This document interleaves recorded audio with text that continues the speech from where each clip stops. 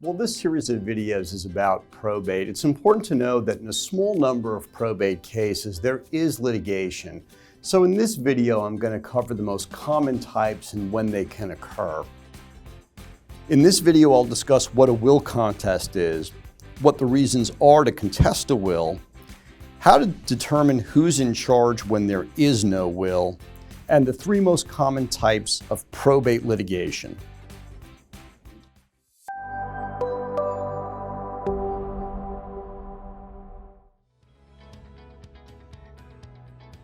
The earliest point during probate that litigation can start is shortly after the petition for probate has been filed. If you're seeking the admission of a will to probate, then people who are affected by that will may challenge its validity.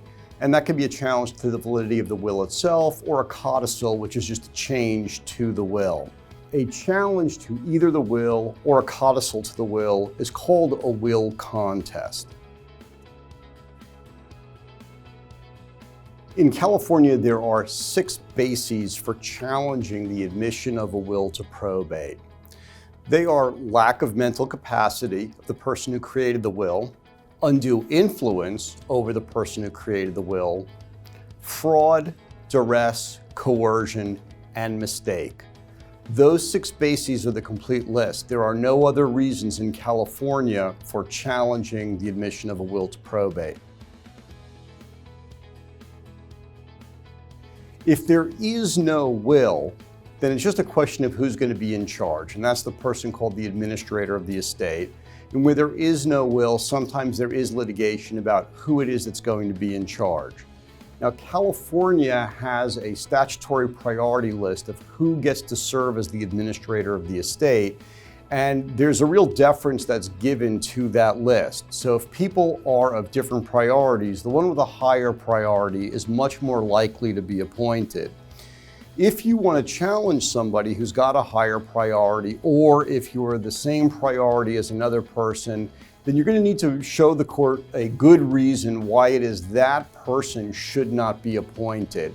And usually it takes something pretty weighty to disqualify another person. So something that shows their financial unfitness, like a recent bankruptcy filing, is the type of thing that tends to persuade courts.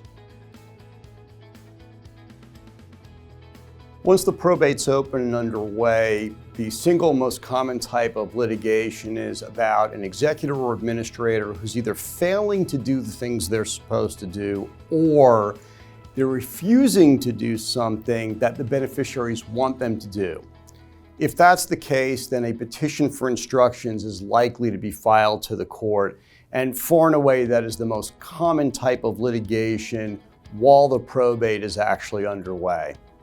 When you're getting to the conclusion of probate, or what should be the conclusion, if the executor or the administrator is delaying providing an account, it's very common to have petitions seeking to order the executor or the administrator to account so that you can understand the financial status of the probate estate as it closes.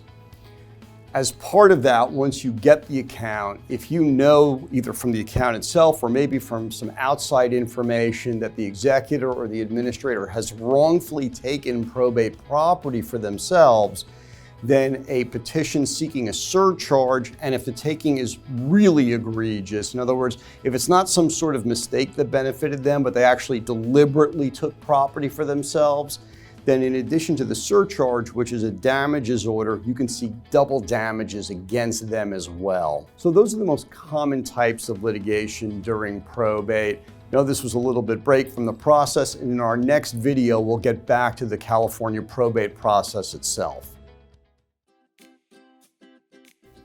If you found this video helpful, then please hit the subscribe bell, leave us a comment. We'll be glad to respond if you do, and give us a thumbs up.